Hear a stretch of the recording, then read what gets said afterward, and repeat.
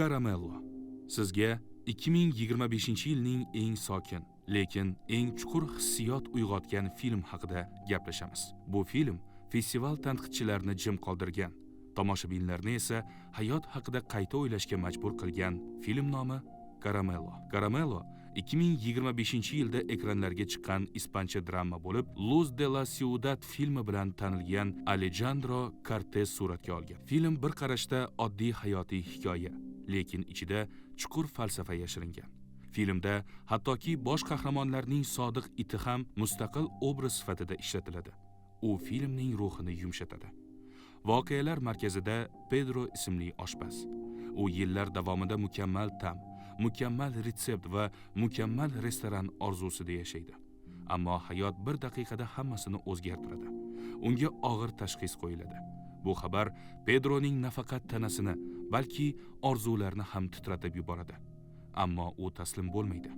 Sodiq iti bilan birga u o'zini qayta kashf qilish, yashash zavqini topish va hayotning shirin tomonini eslash uchun safarga chiqadi.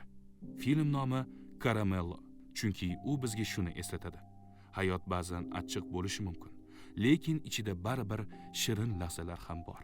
Ko'plab sahnalar haqiqiy oshxonalarda, haqiqiy oshpazlar ishtirokida olingan. Har bir detal, tovush, rang, kamera harakati sizni yaqinlashtiradi. Karamello kinofestivallarda katta muvaffaqiyat qozondi. Film ilk bor Venetsiya kinofestivalida namoyish qilinib, eng yaxshi original ssenariy nominatsiyasida g'olib chiqdi. Shundan so'ng u Toronto va San Sebastian kinofestivallarida ham namoyish etilgan. Film byudjeti $15 million tashkil etgan bo'lsa-da, undagi samimiyat va insoniy hissiyotlar uni har qanday yirik blockbusterdan kuchliroq qilgan. Film ko'pchilik tomoshabinlar uchun nafaqat drama, balki hayotiy darsga aylangan. Ko'plar aytadi, filmni tomosha qilganimda oshxonadagi qahvani ham boshqacha hidlay boshladim. Hayotning ta'mini sezdim. Film nima demoqchi? Karamello bu shunchaki kasallik yoki orzu haqida film emas. Bu hayotni his qilish, har bir nafasdan zavq olish va bizni o'rab turgan kichik mo'jizalarni qadrlash haqida. Pedro hikoyasi orqali film bizga shuni eslatadi.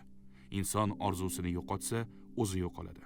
Ammo orzuni qayta topish uchun ba'zan eng og'riqli sinovlardan o'tish kerak. Bu filmni ko'rganingizdan so'ng hayotdagi har bir lahzani boshqacha ko'rasiz. Oshpaz Pedro hayotning achchiqligidan shirinlik yasaydi. Siz ham xuddi shunday qilishni o'rganasiz. Filmni Viaplay platformasida professional o'zbekcha dublyajda reklamalarsiz tomosha qiling.